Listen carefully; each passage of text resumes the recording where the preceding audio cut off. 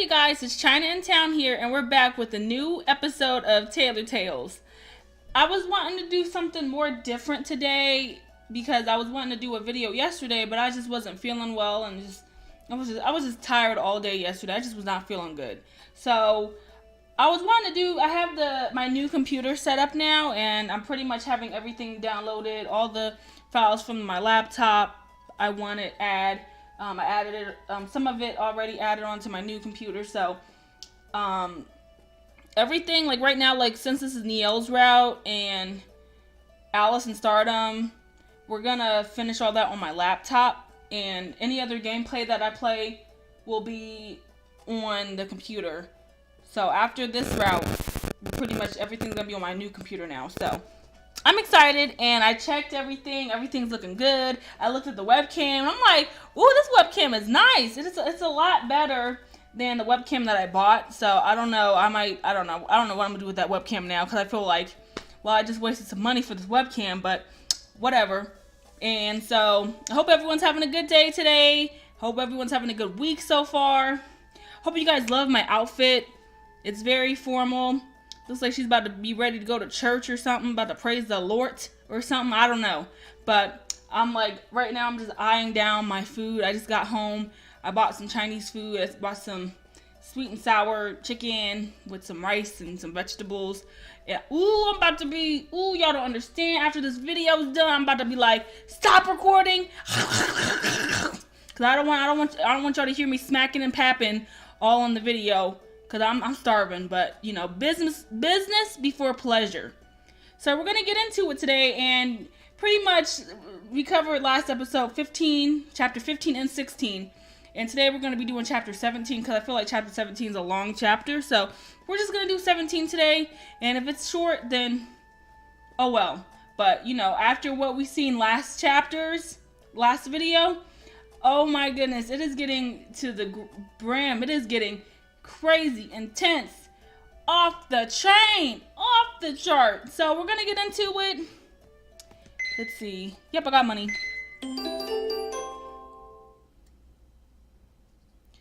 The past few days have been a whirlwind of emotions and uncertainty. It scares me. The things that have been going on, I don't really know what to feel or what to do. I haven't even talked to Sarah about it. I can't really put my thoughts and emotions into words.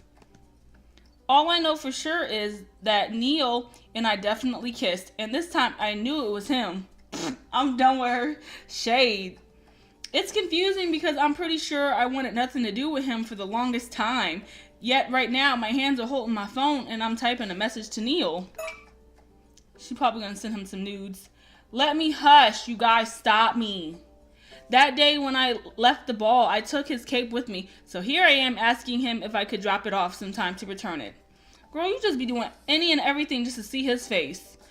Oh my goodness, talk about I want nothing to do with him, but you want to go look at him. I'm done with her. I realize this is just a thinly veiled excuse to see him again, but I choose not to think about it too much. Immediately, I get a reply text from Neil and I read it. It's an address. Confused, I start to type back, but before I can even start, I get another message. Come. It's almost like he's commanding me to come over. Right? No, we can just mail it. Why are you gonna tell me just to come? You know what? Every episode, if I weren't in this state of mind, I'd have probably told him to go jump off a cliff and dump the cape into a trash can. Well, you could dump the cape into a trash can, but I don't know about the jump off the cliff part. That's a little too much. But I feel myself well up with buoyant feelings and grab the stupid cape and head outside, phone in hand with GPS on. She doesn't have a car? Well, she doesn't. Duh. The GPS leads me to a nicer part of the city, much like where Angela lives. I come across an apartment complex, and I hesitantly stand in front of the entrance. I'm so nervous right now. It's stupid. I make my way up to Neil's apartment and he lets me in. Y'all think they're gonna kiss and make out again? I am not here for it today. Oh no. Neil greets me with a silent stare. He looks incapacitable. Y'all, I can read, I swear. As always, groomed and neat like it's been drilled into him from a young age to present himself this way. Good day, he greets me politely.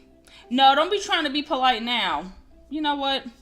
I stand before him in the entrance hall like a bundle of nerves, my heart thrown into a tizzy as memories from a few days ago come rushing back to me.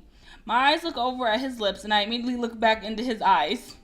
No, I can't be thinking about things like this right now. I need to return his cape, that's all. My excuse to see him is as thin and transparent as the fabric in my hands. Hello, I greet him back. Come in, make yourself comfortable, Neil says. He gestures to his living room.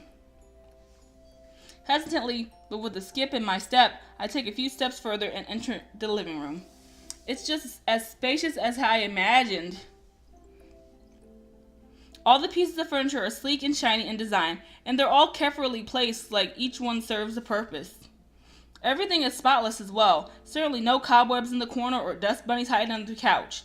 Well, 'cause he's rich, duh. It makes me feel out of place, like I don't belong here. It feels like a different world altogether. Girl, you talk about dust bunnies and cobwebs. I'm like, go to Dollar Tree, the dollar store, and get you a little duster. Call it a day. Talk about he ain't got no dust bunnies, no cobwebs. Girl! Nice place, I say with this tiny smile. It doesn't seem like you spend a lot of time here, though. Neil pauses, looking down. No, I spend a lot of time at the hospital. Sometimes there's simply so much work to do that I sleep in the lounge room over there. Who keeps the place clean? I can't imagine you do it, I'd say. Why, a maid, of course. Who else would want to do such a lowly work? I clean my own place, I say with a pointed look. Most adults do. And I've got another, more important things to do with my time than to waste it on cleaning. Neil fixes his tie as if it to make a point.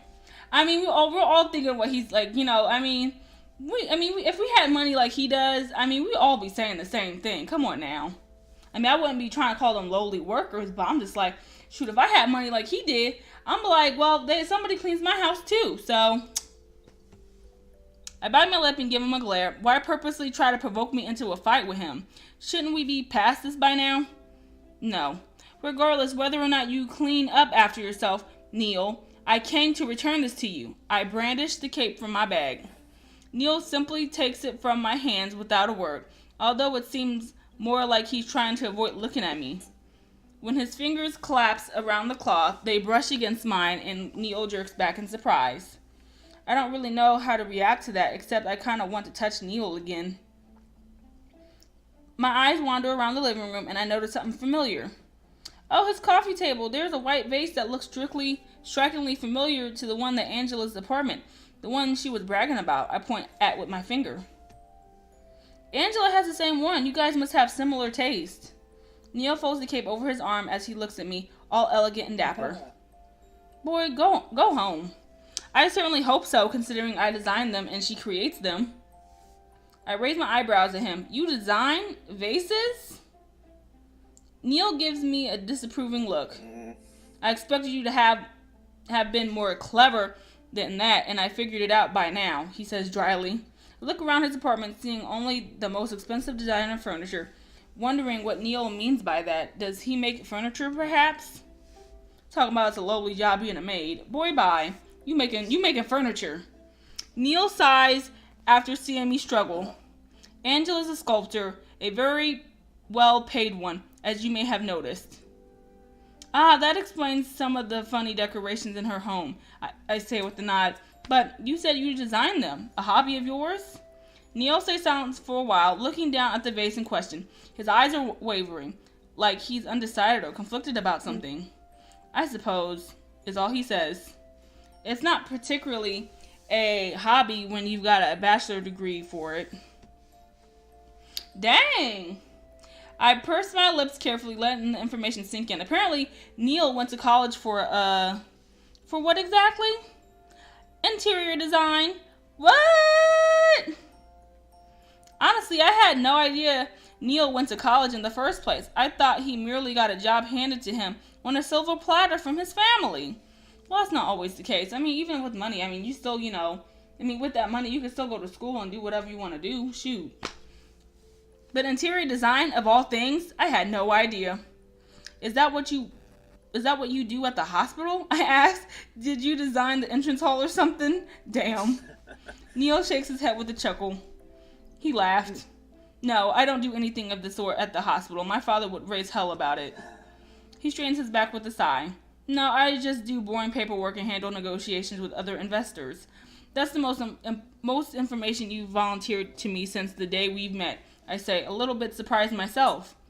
Neil averts his eyes away from mine, looking bashful in my presence. And that's all you're going to get, he says sternly. Now, if you'll excuse me for a moment, he gestures towards the cable on his arm and then walks out the room. So we're going to just act like chapter 15 and 16 didn't exist. I cannot. I awkwardly stand in the middle of his living room, not quite sure what to do with myself. So, Neil has a bachelor's degree in interior design. I wonder what he was like during college. Probably not much different from now. Still mean-spirited and arrogant to a fault. Yeah, I wouldn't be friends with him. And yet, I totally made out with him a few days ago. Girl. The way our kiss was cut short, it still leaves me longing for more. It's actually quite embarrassing. I haven't kissed anyone like that in a while now. Who'd you kiss like that before? I want to know. Spill the tea. Come on, pooper. Eventually, I see myself on Neil's couch. It's hard and uncomfortable to sit on, but it matches the rest of the fancy decoration in the room. Guess Neil prefers looks over comfort. Or, as he mentioned, he's not home very much, so he probably won't be sitting down on his couch for a very long time. Neil makes his appearance again, fixing his black hair as he walks over to me. I realize I'm staring at him, so I quickly look away. That black haircut is starting to grow on me. Yeah, I like it. Your couch isn't very comfy, I say jokingly. Neil sits on the other end of the couch, and I'm a teeny bit disappointed he didn't want to get closer than that to me. Right. Like, you think that, he was fine with making out with you and being locking lips, locking tongue, but you don't want to sit like an inch close to me on a couch? You're stupid. You're right, he says with a sigh. It is uncomfortable to sit on. Okay, so buy a new one. My eyes widen in surprise. He's not giving me some smart-ass comment in return? Angela got this for me as a gift for purchasing my first apartment. Oh, so you didn't really get to have a say in it? Neil stretches out his arms across the back of the couch, and I'm hyper aware of how close his hand is near my shoulder. Oh, but his hand could go near your shoulder. Had I said anything negative about it, I'd never hear the end of it, so I'm stuck with it. Just buy a new one. Just tell her, the other one got infested by roaches or something, so you had to toss it out. I don't know. I chuckled. That does sound like Angela to me. She'd talk his ears off, berating him for saying anything bad about a gift she gave him. Lean your face against his hand. Make a lighthearted joke. We gotta be fierce with it. Come on. Feeling daring, I shift a bit closer to Neil and lean my cheek against the hand that is gripping the edge of the couch, all without breaking eye contact. Neil's eyes narrow, looking at me with an intense gaze, but he doesn't budge. He didn't even flinch this time. His hand feels warm against my cheek. Aw, now we're stuck together.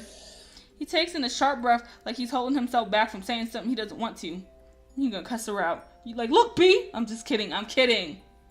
And then I can feel his finger twitch against my skin. His graze it against my cheek. Ren, get from under my bed. Oh my goodness. Anyway, softly and tenderly, he inches it along until his fingertip has clearly reached my lips. The tip of his finger brushes against my lips, as soft as a feather. My heart rate speeds up at his touch. The tension in the air is getting stronger. We both know where this is leading to. But Neil's phone rings. Cock block. He pulls away immediately and curses something under his breath as he pulls the phone from his breast pocket. Excuse me, I have to take this, he says, and then walks out the living room once more. I sit there wondering what could have happened between us just now. I won't deny it. I kind of want to repeat what happened between us the last time we met. Text message from my phone alerts me, and I check it real fast. It's Angela. She's asking me if I've got time to have lunch with her today. No. In the other room, I can hear Neil talking on his phone as I type to reply to Angela. A few seconds later, and Neil walks back into the living room, slipping his expensive-looking cell phone into the pocket of his vest. I'm going to have to cut this short. My cousin just called me and wishes to see me for something urgent. I blink slowly, raising my eyebrows in surprise. You mean Angela? What other cousin could I possibly be referring to? Neil says with a sigh. The imaginary cousin who doesn't bug me at all? of the time. Doesn't bug me all of the time. And cause trouble. Y'all, I'm so tongue-tied today, I cannot. No, I mean, she just invited me to lunch. I trail off and show Neil the text message on my phone. This time, it's Neil who has a surprised expression on his face. Looks like he can't process it and shakes his head. Did she now? My phone beeps again. Angela sent me the details of our meeting place. Probably some expensive lunchroom. Although, when I read it, it seems to be the cafe that I go to quite often. The one next to the hospital. She wants me to meet at the cafe, I say. Neil sighs. He's definitely not happy about something. That's where she asked me to meet up. I don't know what kind of trouble she's caused or why she's involving you into her business, but we should probably find out what she has gotten herself into. I nod at him and we both leave to the cafe. Yeah, I think this is going to be a long chapter. Neil and I arrive at the cafe. I've been a bit nervous being alone with Neil all this time, so I'm glad when I see Angela sitting at the booth in the back. A nice and quiet spot. When she sees us, she waves us over. Darling! You look a tad nervous. Did anything happen on your way here? She asks while inspecting every inch of my skin with her weary eyes. So did Neil tell Angela what happened? Big mouth. Anyway, I swallow. No, I'm fine. I'm just concerned about you. Angela turns to look at Neil, who takes a seat at the booth. What did you tell her? Don't scare the poor girl. I sit down next to Neil, making sure to leave enough space between us, lest I get anxious again. I did nothing of the sort. Now, can you tell me what we're doing here and why I had to rush? Yes, Angela, please tell us why you had to ruin a nice moment between me and Neil. You didn't have to rush, you silly Nelly. But I did, however, wanted the both of you together. Angela sips on her cup of coffee. Did you get into a row again with my parents when you were drunk? Neil asked accusingly. Angela's mouth shapes into an O and then instantly shakes her head. Why, of course not. Don't think so lowly of me. I was only tipsy at best. Neil gives her a glare and crosses his arms across his chest. I told you to stop engaging with my parents. They're not going to listen. I start to wonder just how big of a problem alcohol is for Angela. If I had to believe Neil's words, it seems like a reoccurring problem. Not that I really understand their family dynamic or what's going on. I feel out of place, like I shouldn't be listening in. Angela starts to pout. You know I can't help myself when they're talking about deciding your fate. Who else is going to have your back if your own cousin won't protect you? I don't need you to be a hero and cause even more trouble, Angela. So tell me, what happened this time? Well, Angela cast her eyes downward, suddenly being more serious. I may have proposed to find you a fiancé. Bruh. Really? Neil looks flabbergasted, torn between surprise and embarrassment. He pushes the palm of his hand against his forehead in shame. Before I lose myself here, can you please explain why you have come up with such a ridiculous idea? You see, I know they've been making you work too much. You simply can't handle the position Marcus has given you. In fact, you don't even want anything to do with the hospital. But it's like they don't care. You're overworked and tired, and it's absolutely too much. Don't go deciding what I can and cannot handle. Neil spits out in anger, cutting Angela's words. Why am I here again? This is sounding like a family dispute. When I tried to reason with them, Marcus would have none of it. Not until I mentioned that I knew they were looking for a marriage candidate for you and that I actually had someone in mind. Suddenly, I'm starting to understand the reason why I'm here. You did not, Neil says in a low voice, narrowing his eyes at Angela. Anticipating the worst, Neil brings his hands to his face. What if she brought another person? I'm like, girl, why am I here? I said I would play matchmaker if they'd cut down on your hours. Of course, at first I tried to bargain for you to be able to up and leave the job, but that seemed to simply piss him off even more. However, Evelyn was intrigued with the idea of marrying off her son. Please don't let it be me. Please don't let it be me. I know they've been looking for a while now, so I struck a deal. Y'all, Neil sinks his face into his hands. Pooper, dear, do you think you would be willing to help out my dim-witted cousin by pretending to be his fiancé? Say yes, so we can make him mad. I let out a nervous laugh, as does Neil. I feel completely out of my element here. Oh God, she really did mean me. Neil is sitting next to me, not saying a word. I can only see that the tip of his ears are a nice salmon color. I'm pretty sure my own cheeks are blushing as well, since I have no idea how to answer this question. Me pretend to be Neil's fiance? What kind of TV drama did I step into now? You wouldn't need to do much at all, just a few cutesy pictures together. Meet Marcus and Evelyn for dinner just once, and everything's set. And then what? Neil barks at her. Wouldn't they expect us to get married eventually? What possessed you to think that this was in any way a good idea? Your drivel is madness at this point. Just how drunk were you?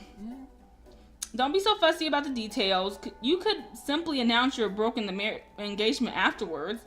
I mean, people are sometimes engaged for years, you know? That's true. Neil gestures at me with his hands. You want me to pretend to be in some kind of relationship with someone like her for an entire year? I take offense to that.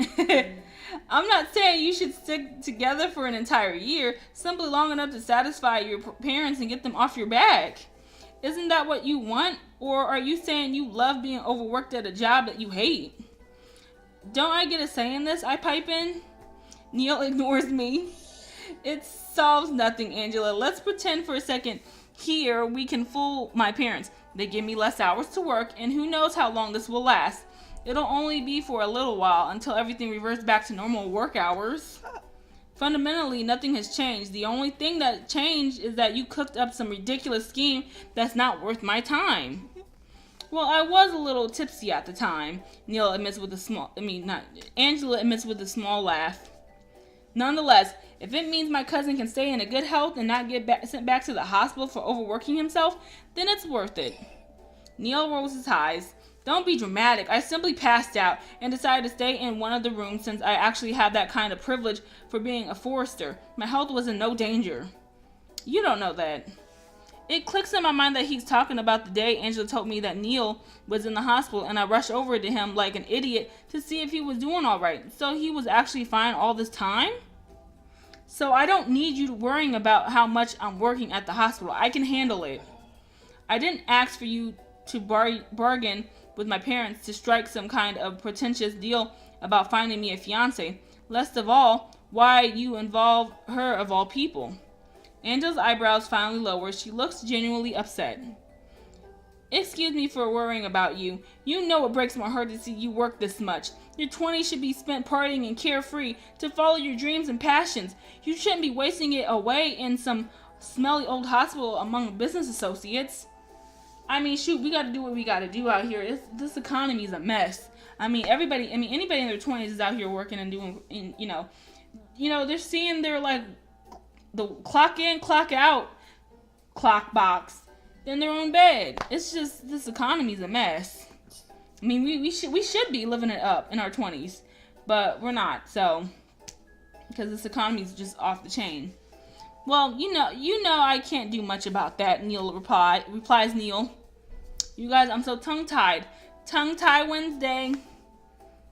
Okay, so Fierce suggests he quits, and the Kind is asked why he can't do anything about it. This is a tough one.